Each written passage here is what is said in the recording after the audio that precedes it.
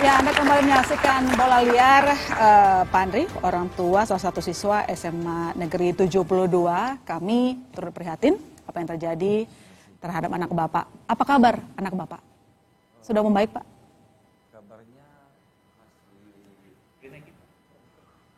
Kabarnya juga masih seperti yang belum membaik sih kabarnya.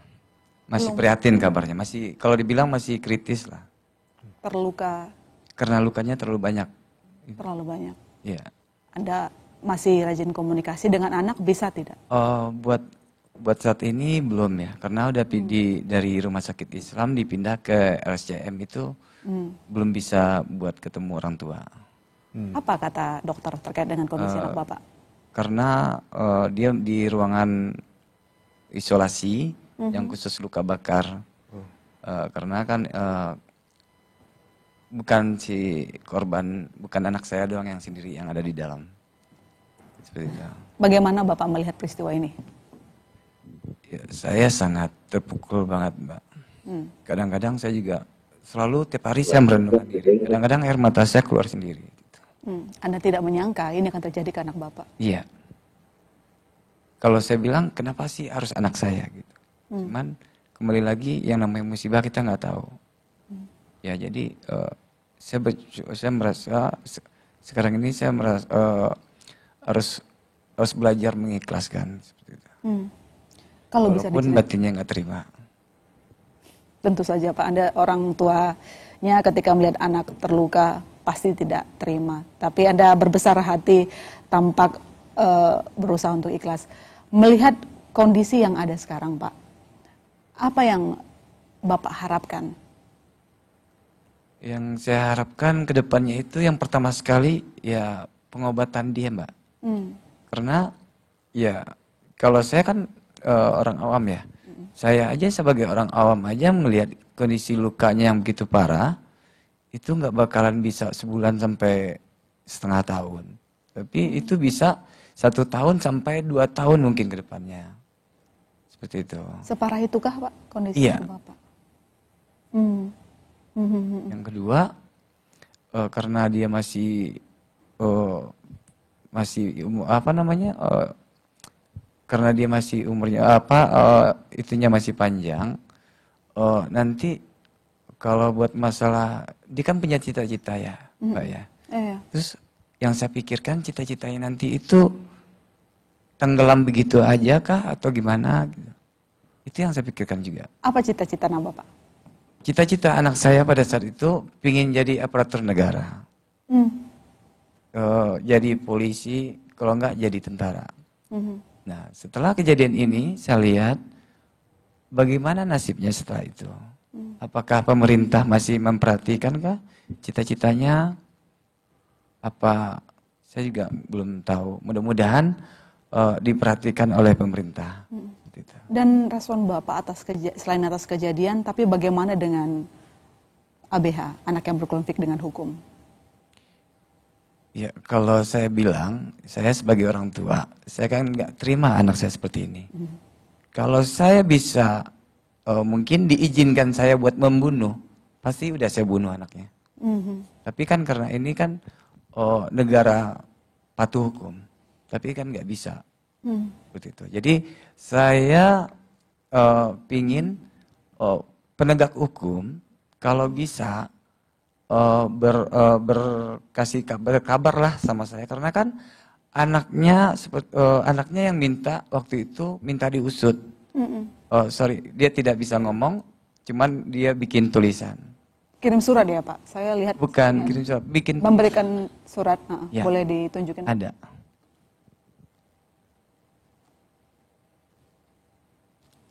Tolong dibacakan mungkin satu paragraf. Kalau tulisannya dari awal itu sih banyak. Yang mana dari yang awal kira-kira membuat Bapak agak sedikit terluka membaca tulisan itu? Yang bikin saya nangis itu yang tulisannya itu yang parah, yang ini, Mbak. Apa katanya Pak? Pada saat itu siuman waktu dia pertama sadar, saya kan besuk dia. Jadi saya tidak ingin anak saya ini karena kondisinya yang begitu parah.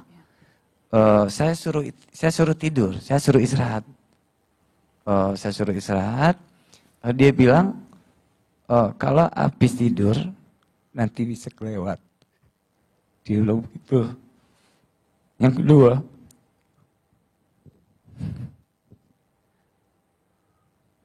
jangan ayah, jangan tinggalin aku seperti itu.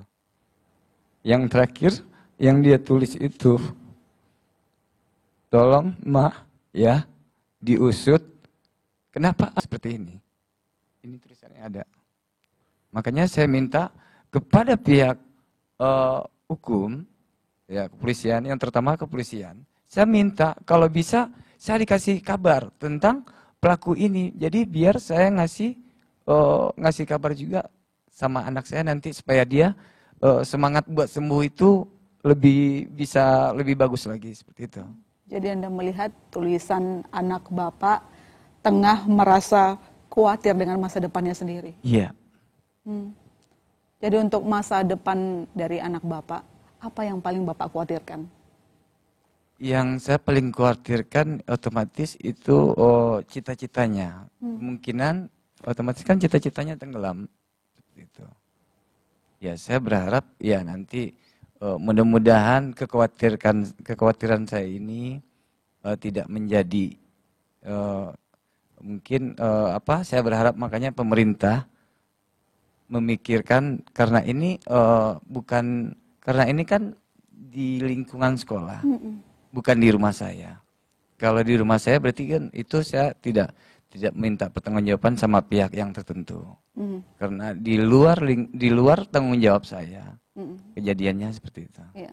Cita-citanya mulia sebagai aparat negara, ya. Tapi justru peristiwa yang tidak diinginkan terjadi. Kami berharap semoga lekas sembuh dan tetap bisa mengejar cita-cita. Bu Retno, amin. Ya. Ini terjadi di lingkungan sekolah. Orang tua siswa kecewa. Kami pun bingung. Kok bisa sekolah tampak tidak peka apa yang terjadi terhadap anak berkonflik dengan hukum. Ibu Retno setuju bahwa ada ketidakpekaan di sana? Ya, pertama sistem keamanan sekolah, jadi butuh dipertanyakan tentu dalam kasus ini. Karena sebenarnya Kementerian Pendidikan Dasar dan Menengah itu sudah membentuk namanya sekolah aman. Nah, sekolah aman itu sebenarnya tidak sekedar sekolah aman dari kekerasan, tapi juga tentu aman dari bencana. Tapi kalau yang ini kan sebenarnya adalah korban kekerasan juga dilakukan oleh sesama peserta didik. Nah, yang untuk memenuhi sistem itu sebenarnya pemerintah juga mengeluarkan regulasi Permendikbudristek 46 tahun 2023 tentang pencegahan penanganan kekerasan di satuan pendidikan.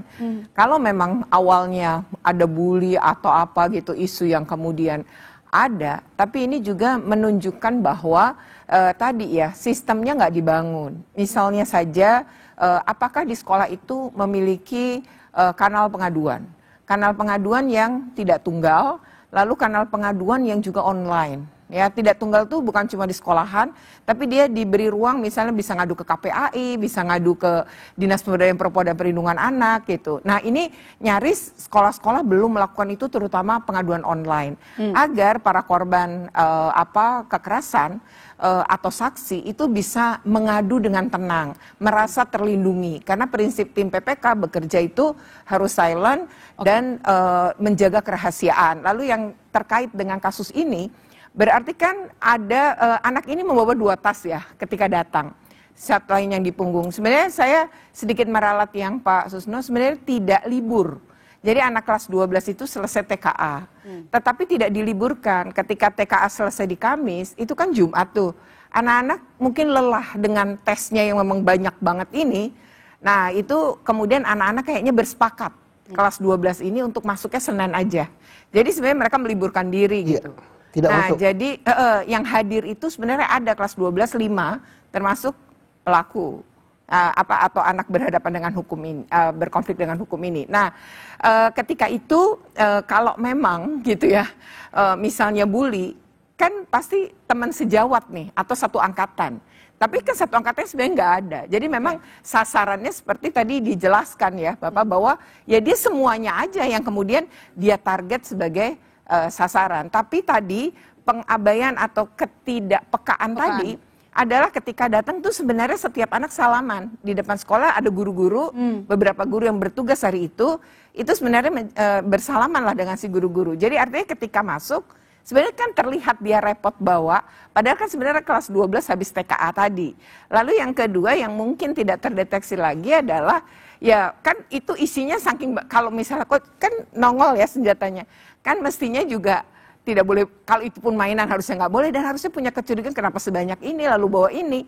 Nah itu kan soal kepekaan. Nah kemudian tanda sebelumnya gitu ya, kalau menyimak juga pihak kepolisian menemukan berbagai itu, sebenarnya ada gambar juga. Nah itu yang saya maksud. Kalau tadi Ibu mengatakan masih banyak sekolah yang tidak melapor ke KPAI ketika ada masalah kekerasan, masalahnya bukan di situ. Ketika mereka sendiri nggak peka, apa yang mau dilaporkan? Anda sepakat nggak soal itu?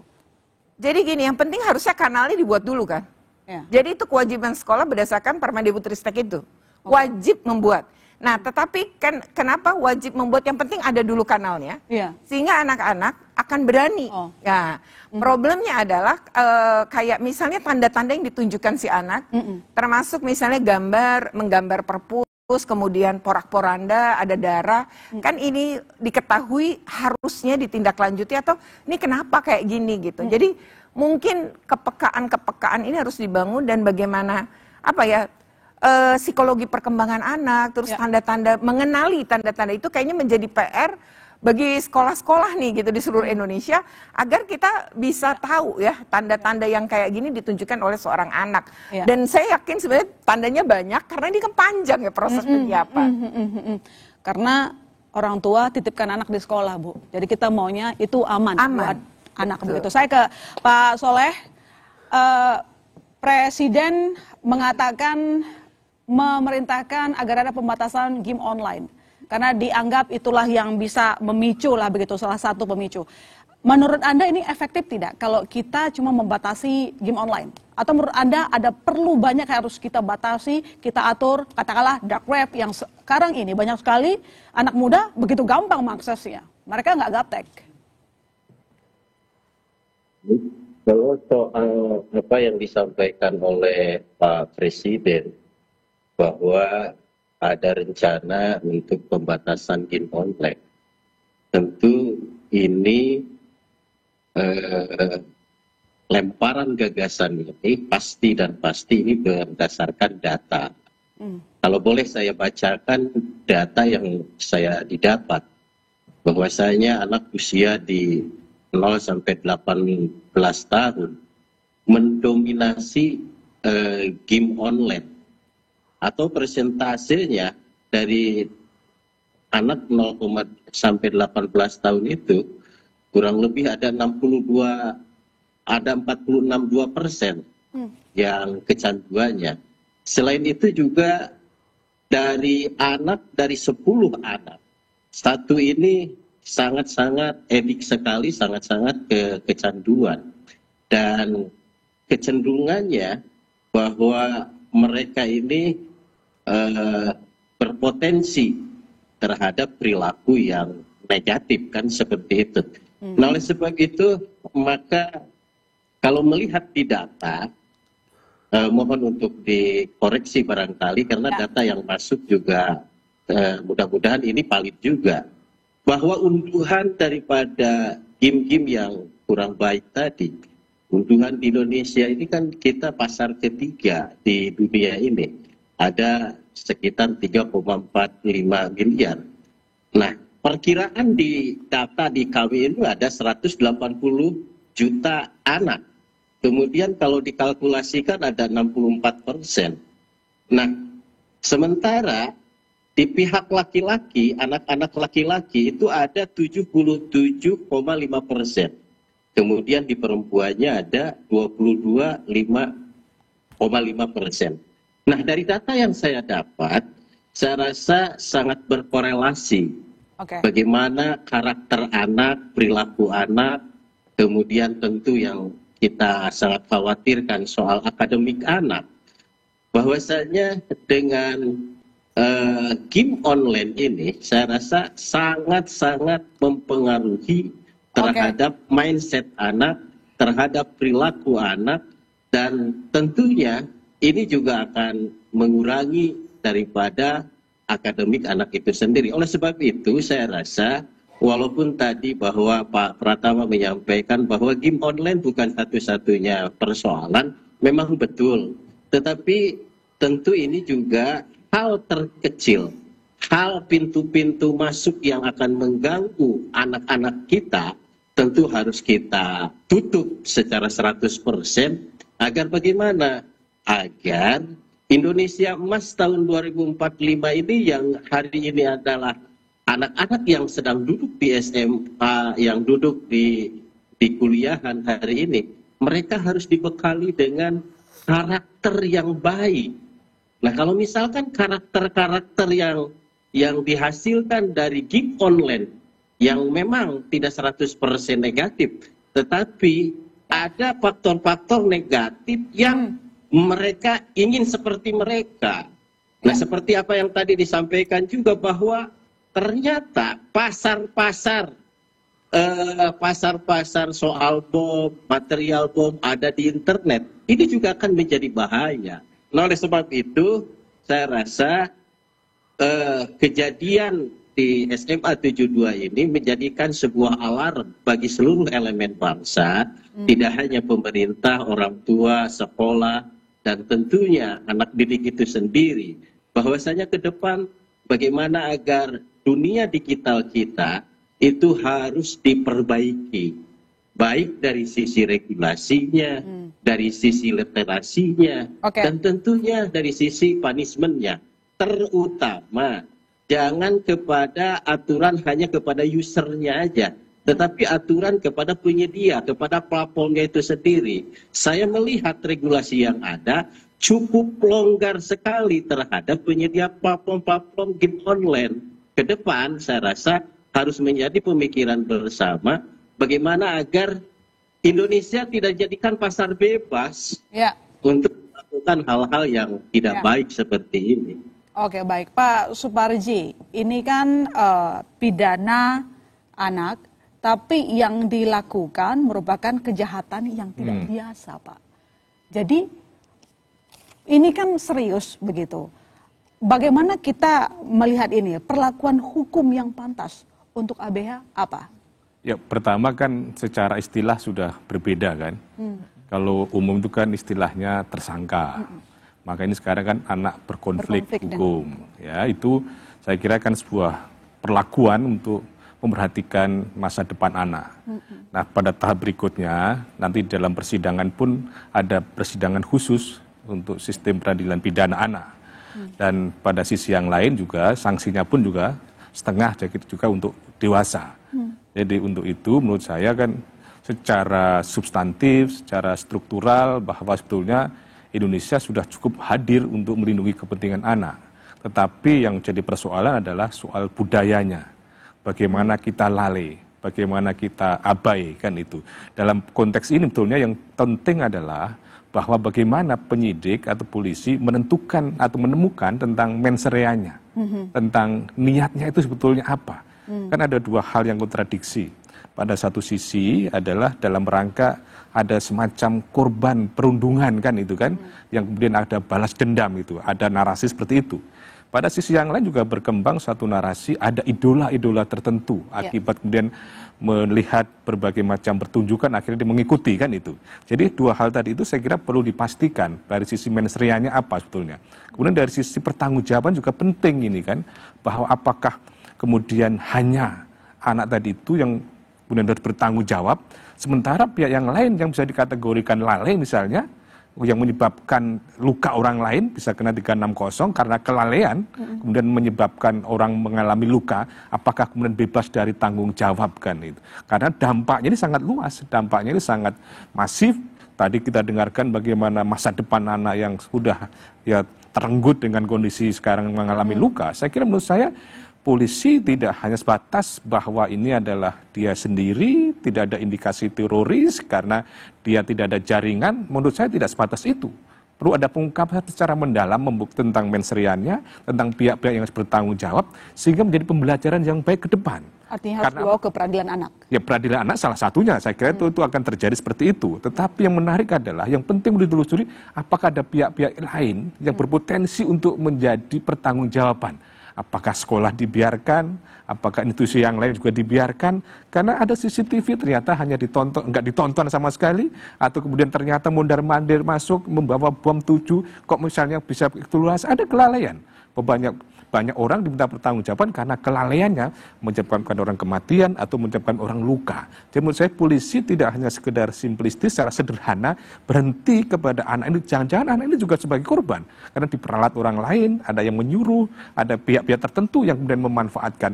Jangan sampai kemudian kita masih bertanya-tanya, berspekulasi, ada indikasi-indikasi yang lain. Jadi momentum bahwa peristiwa itu sudah terjadi.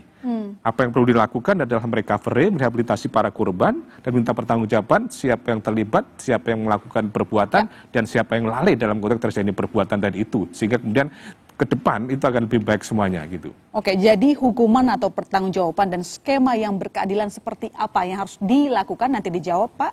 Kami segera kembali saudara, tetap di Bola Liar.